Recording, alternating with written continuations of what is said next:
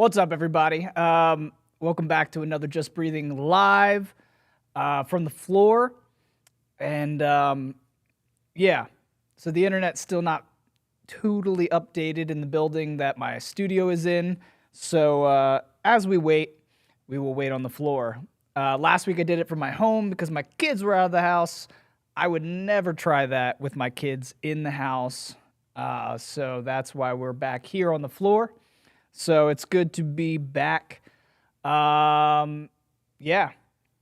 So I just want to do a quick. I'm saying and a lot because I didn't really have a plan for how I was going to start this. Probably should do that in the future. That's why I'm doing more of these so I can practice. The I can't stop myself. So I was just carrying in a big case of water bottles, and I just wanted to do a public service announcement that if you hold a case in one arm for too long, it can cause damage to your body. I don't know what it did, but I put that case down on the floor, and I thought, like, I don't know what it's like to have one of your muscles like pop. Like you see those YouTube videos of like bodybuilders and they're like pumping their chest and their pec pops and stuff. It's awesome. I love watching those videos. But I don't know what I did, but my forearm did something happened. I don't know, because like every time I would bend my arm like this, I don't know, my forearm felt off. So just be careful out there. It's a dangerous world we're living in.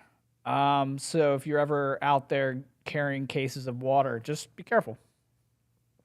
Yep.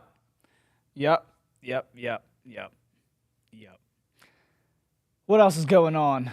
Gosh, man, my brain has definitely been out of it for the past couple of weeks. I have been sick. I don't know exactly what was going on. I just felt off for a while, and haven't been working out as much, and I haven't been doing as much podcasting, music, any of that stuff. I just haven't been doing a lot of it. Today has been better. Today I did a 4 mile, I should say 4.5, give myself the half. I did a 4.5 mile walk, and then I came home, I lifted, mowed the lawn over lunch. So it was a much more productive day today, but honestly, this is the first time I've gotten back to it for like a week and a half at least.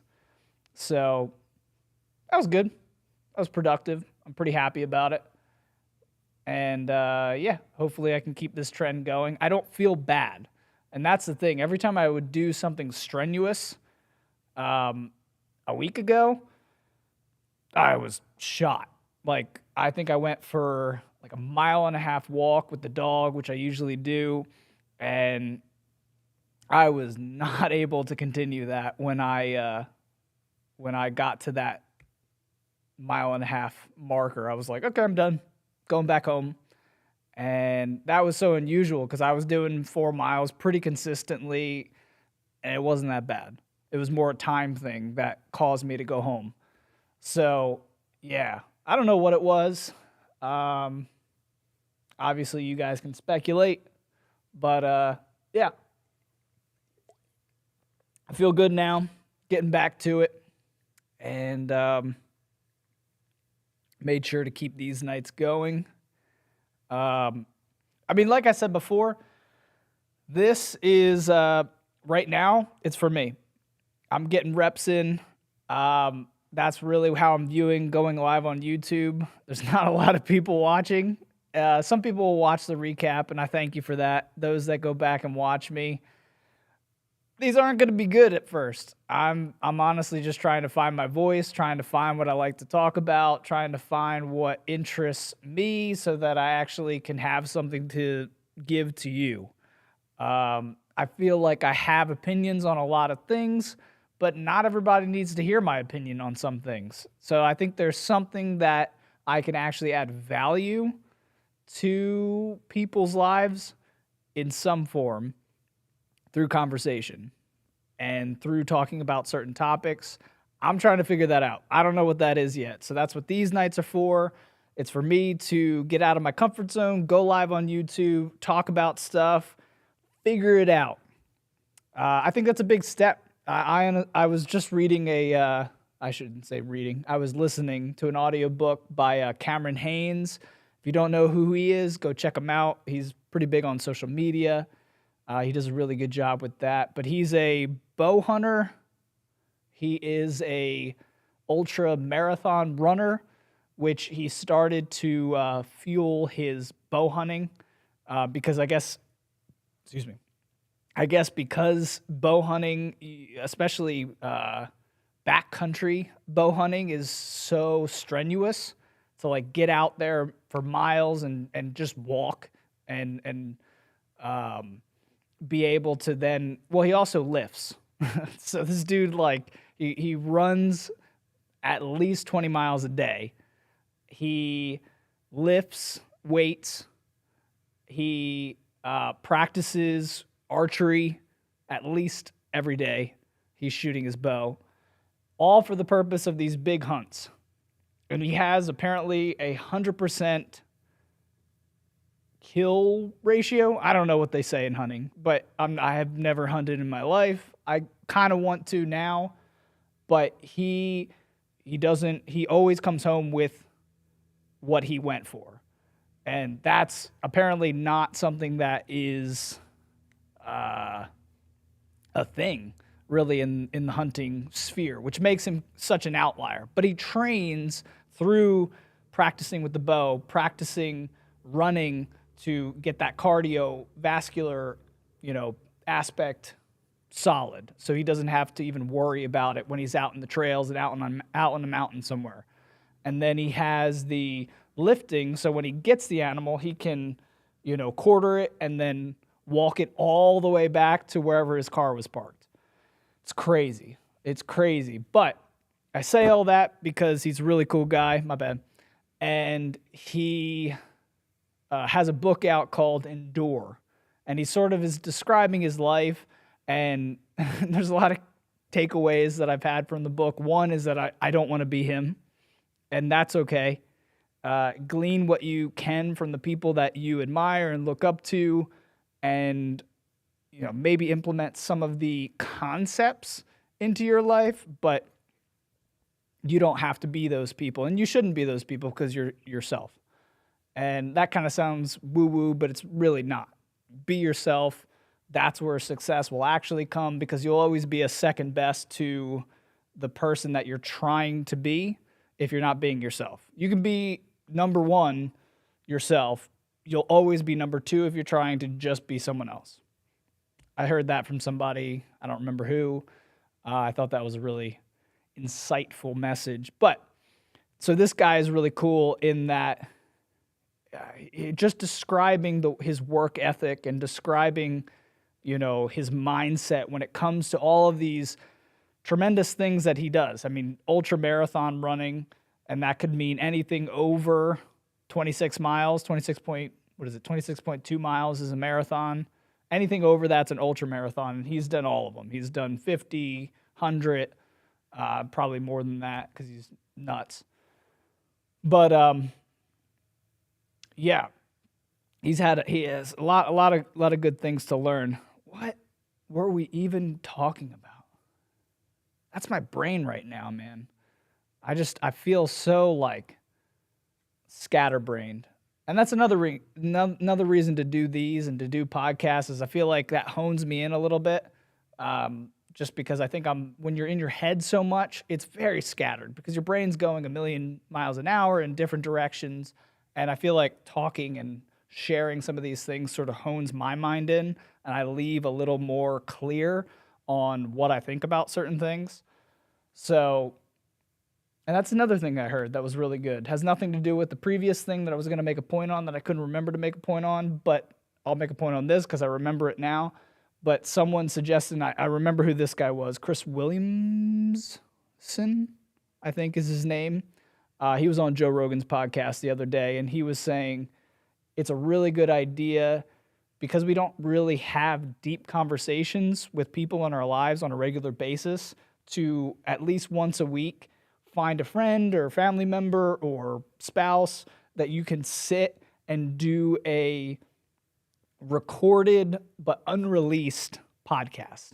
So like press record on your phone, talk like it's a podcast about deep stuff for a half hour and do that every week. And it's because we don't think deeply on a lot of issues. And that's why a lot of people fall into some of these sort of cultural or political traps, I think, that are very tribal, very like, if you're conservative, you believe these things. If you're liberal, you believe these things. If you're progressive, you believe these things. Yeah, I think you fall into these categories where you're just a yes man and you're by the book instead of being deeply intellectual, which allows you to navigate all sides and say, what's the benefit and negative implications of this idea? No matter what your political or cultural side thinks about those issues, you're able to be free in your intellect. So I thought that was a cool idea. Maybe you could try that, implement that. I definitely need to talk to my wife more, so maybe I'll just do that. We do a podcast together, but it might be good to just do one that's unreleased so we can really dive down and talk about kind of whatever and really go deep into it. Maybe it'll be something that we don't want to share with publicly, but we will be glad that we had that conversation. Yeah. Man, I can't think of that first point, and that's going to bother me. That is going to bother me. What else is there, though? Every week I've been advertising the Eric July comic book campaign that's going on. He's an independent comic book writer, creator, and he created what he called the Rippaverse. He's also known, I think his rap handle is Young Rippa. So the Rippaverse is what he created, and he has I think it's Isom is his first comic that he's coming out with, and he's crowdfunding for. And I think his goal was $100,000. He's close to $3.5 million in that campaign, which is insane. Insane. But I did go last week or this week, or I don't remember. I did go and actually buy the first edition of his comic book. I think I got a t-shirt or something like that. So if you want to go support him, great. My wife said, "You're awesome." Thank you. Thank you. You're awesome too. I need to say that or I'll get in trouble. Yeah, what else? But yeah, the comic books. If you want to go support that, I think it's an awesome thing. I'm really tired of, I feel like every time I hear of a new movie or a TV show or something like that coming out, it's just a rehashing of an original franchise. And I'm so tired of franchises. I honestly, I loved Disney, like the concept of Disney putting out more Star Wars content until they made Star Wars content.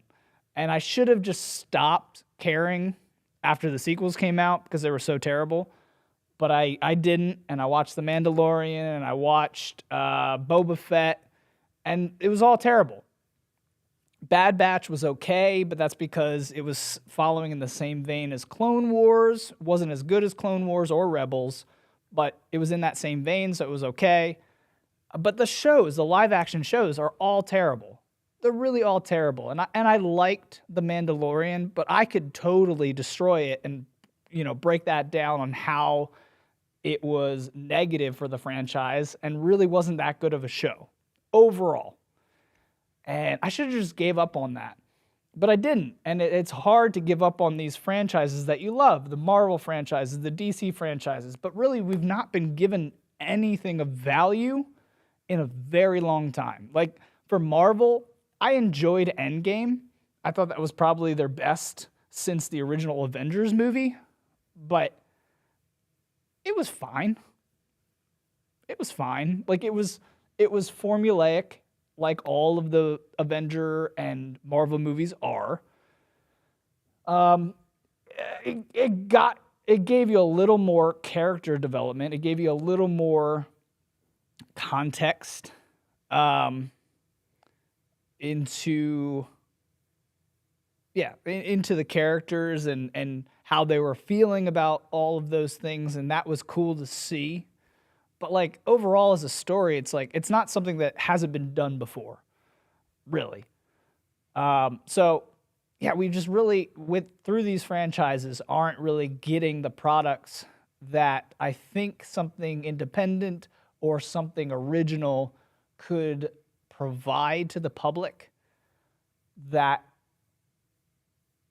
opens up the creative space and opens up the story space. I think that's it. I think we're not really getting good stories anymore. We're getting a lot of messaging, and I don't care about someone's message when I go to watch a movie. I don't care about someone's message when I try to invest in a new TV show. Like as soon as there's messaging in there, like trying to make a point about something with that, like for example, and maybe I'll get some flack for this, but Stranger Things. I loved that show until they had the one character, I think in the third season, there was like a bathroom scene between the one guy, I forget his name, and this girl, and he kind of had a thing for the girl, and then she's like, oh, I'm gay. It's fine. It's fine. Okay. Like as a story plot twist, it's okay. But when I like finished that season and kind of went back and thought about it, I'm like, this has nothing to do with the story. It doesn't move the story along in any capacity. It was just a nice thing to do to have some diversity of sexuality in the show. It didn't do anything for the show. Also, it was not contextual to the times. This show is supposed to be an 80s show, and did that exist back then? Of course. Was it as widely accepted as it was portrayed in the show? No. No. If someone had said, I'm gay, in a bathroom stall, the guy would have been like, what? What the freak? Like, are you serious? And that, for that context of that time period, would have been okay. But it brought me out of the story, and that's what I hate. Messaging brings you out of the story, and if you just stick to the material and the story you're trying to tell, people will be happy. That's why Top Gun was such a huge movie within America, and internationally it did pretty good. But in America, it did amazing because people are so hungry for a non-message-ridden story. Give me nostalgia and give me a good story. I'm good. I'm good. I didn't come away feeling like, gosh, I'm didn't really, like, especially when the messaging doesn't match maybe your own personal values. You're like, God, I hate that I even supported that. I hate that I even supported that. And you shouldn't feel that way for a movie because it should just be a creative endeavor that you enjoyed or not. I don't know. I feel like they're trying to do this in so many different shows and movies now that it's just tiresome. And yeah. Brittany said The Mandalorian was good. The Mandalorian was good. I don't have Disney Plus anymore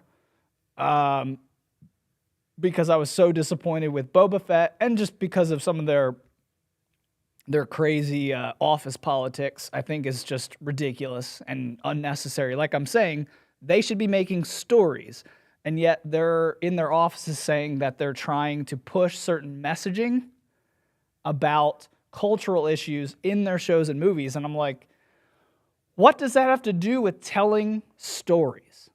Keep that crap out. It'll expand your influence and audience, and you'll make money. I don't understand why companies feel like they have to put this stuff in because it's not making them more money. It's doing the complete opposite of that. And it's very annoying. It's very annoying.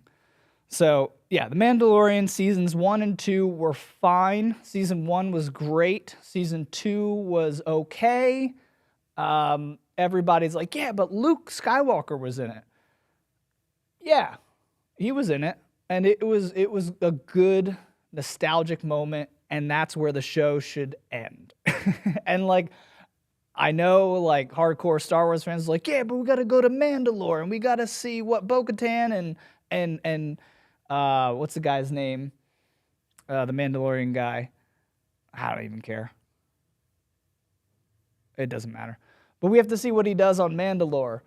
And okay, that's fine. You go watch that. I wasn't a fan of what they did to Gina Carano. I thought that was stupid. I thought that Pedro Pascal and a lot of other characters within the show had other. So if we want to like talk about social media posts, which is supposedly the reason that she got fired from the show, they've had far worse things around the same, based around the same time period of social media posts. But they only looked at hers and decided to cancel her based on her posts instead of looking at any of the other actors, including the main characters and other actors within the show. And I'm over that. I'm over that. I'm over the partialities, and I'm over the hyper politicization, I don't know the word, of all that stuff, and just keep it out of stories. That's my whole thing. So maybe I'm just jaded. Maybe what it is, maybe The Mandalorian wasn't that bad, but Boba Fett, that show, the Book of Boba Fett, was so terrible that I don't care about that whole plot line anymore. The only good part of Book of Boba Fett was the Mandalorian show in Book of Boba Fett. That was it. There was no good episode of Book of Boba Fett. And people are like, what about episode 1 and 2 where you got the backstory of Boba Fett?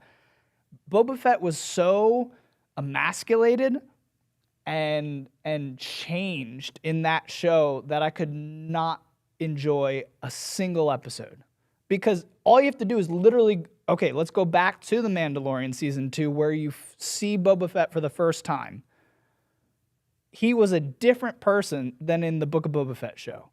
And I just don't understand why or how it could get past producers and get past directors and get past Dave Filoni or Jon Favreau or whoever's hands were in that pot, and they say, yeah, this is a good idea to change that character completely from this hardened, hardcore, combative, awesome character to this like nothing burger who kind of sucks at fighting, kind of sucks at kind of laying down the hammer when it's needed. Like that biker gang, let's get them some water. Like, what the freak?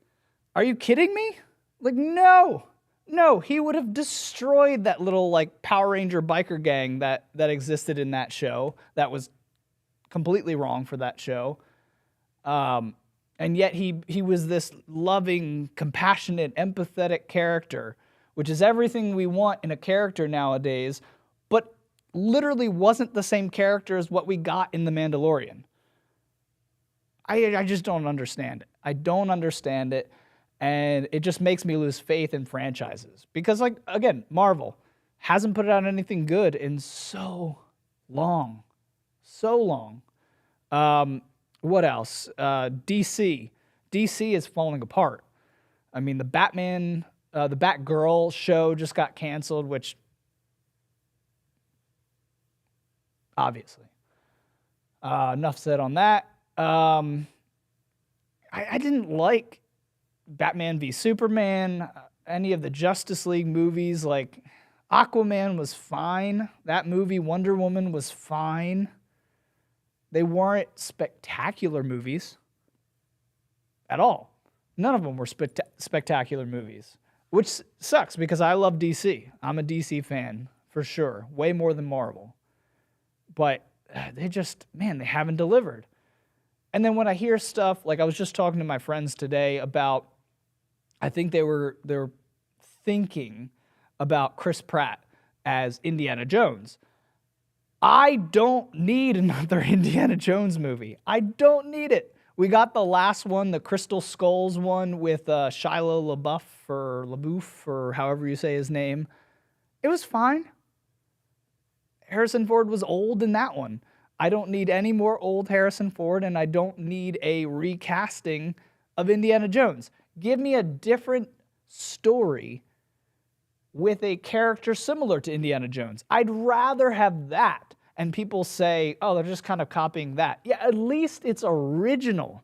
Give me something original. You're telling me that there's no scriptwriters out there, there's no books out there that have another compelling story that you can create a show off of? Like, I don't understand what's going on in these studios that I guess it's for brand recognition. They're so, like, captured by brand recognition that they feel like they can't go in and look at, you know, any other original story because it just won't capture people's imagination. Like, the only way that they'd be able to do that is if there's a book that really is a New York Times bestseller and already kind of has a built-in audience, then they'll go for that. And I get that from a business standpoint, but I don't know. It's just annoying. It's just annoying. I wish they would be able to positive. I don't know if I talked about The Terminal List. That show was good. And that's one of those that did have an audience. It was a good book. There's, I think, 5 books. I've read all of them. I know that. In the sort of Terminal List series. And that's a Jack Carr book, by the way, if you want to go check that out. All of the books, they're intense. They're definitely violent. And they're definitely written for the military community. So it gets very detailed when it comes to firearms and, you know, gear, military type gear that the main character, James Reese, is using or other characters are using within the books. And if you like that kind of thing, you're interested in that kind of thing, it's a political thriller or just a thriller. I think some of the later books are less political, but they have, you know, just a very thriller-like arc to them. But the show, the first season is based off of the first season of the Terminal List show on Amazon with Chris Pratt, was very good. And it's based solely on the first book, so they have tons of material if they want to do more seasons of this show. Jack Carr is still writing books, so they have stuff, you know, into the future. Let me see something.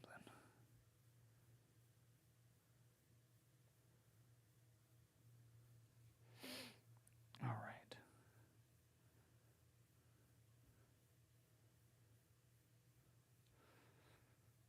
Sorry, I was just checking something. We're good.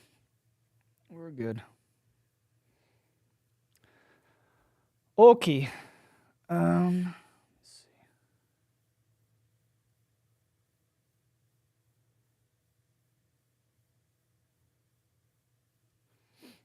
I don't know if that came up on the broadcast.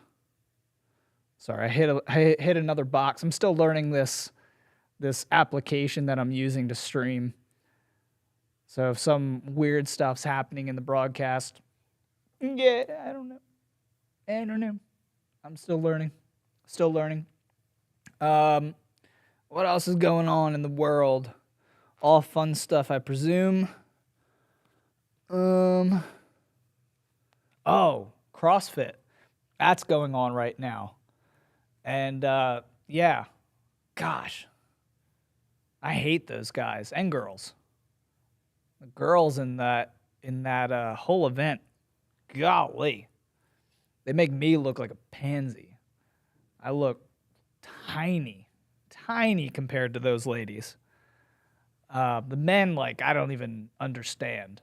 Like, they all have six packs. They all like have 0% body fat and just the best shape of their lives. They can bike, they can do pull-ups, they can sprint, they can swim. It's nuts. It's nuts what they're able to do. And they're all smiling too. They're getting, I mean, they're at the end of heats and stuff, they're laying on the ground, suffocating. But at the same time, they're like fist bumping each other and smiling about it, which is, it's cool. That's cool. I wish I had that kind of drive. I do not. I do like fitness. I do like working out, but that's a whole nother level. That's a whole nother level. But it's inspiring. I do like watching CrossFit. I do like kind of seeing the people go through all of the heats and seeing what kind of events they have, because they switch up. If you don't know CrossFit very well, every year is different, and they don't tell the competitors within the competition what they're going to be doing until they arrive. So every day they're waking up like, we don't know what the course is going to be. And I think they're in day one right now, and I think it's live on YouTube, a lot of the events. And it's crazy, man. They were doing biking, and that's like road and off-road biking. And then they would come and they would do a type of pull-up, and then they would get off the pull-ups and go and do laps with the bikes again, come back and do some other stuff. I think they had to do like a sprint at the end. It's crazy what they're able to accomplish. And that's all very cardio-based, except for the pull-ups, which kind of is, because they're not doing just regular standard pull-ups. I forget the type of pull-up that they're doing. I don't know how to do it because it's fast and fast twitch muscle intensive. But yeah, it's interesting. Yeah. I'm trying to think. Was there anything from that stood out to me? I don't know. It's cool to watch though. If you're ever like needing some motivation to work out or to I don't know, just move your body, go watch that, and like maybe you'll be a little discouraged by seeing all those people in perfect physical condition. It inspires me. I'll be like, oh, I got to work out today now, knowing that I'll never look like that. But it's cool to see. Yeah. Yeah.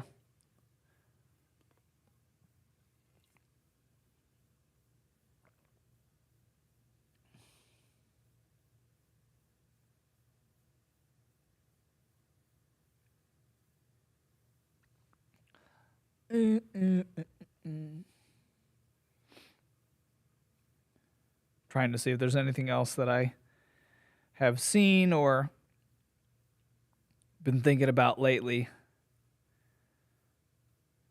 Nothing that's really stood out to me.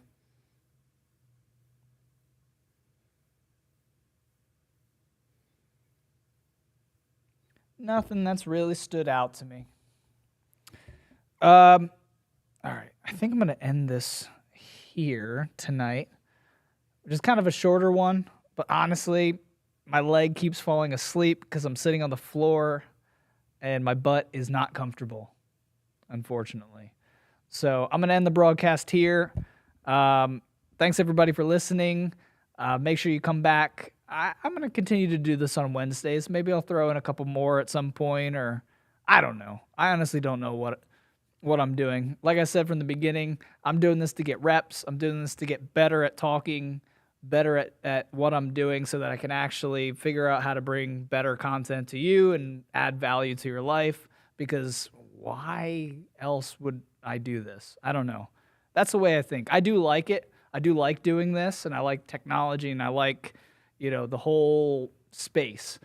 But at the end of the day, unless it adds value to your life, I don't see the point of it, unless it's just a therapeutic endeavor, which there's aspects of that, but my life has always been kind of built around trying to add value to other people's lives. So hopefully I can figure that out. And by doing this more and more, I'm sure I will. So I will see you on the next broadcast or in the comments on any of the podcasts that we release. We'll see.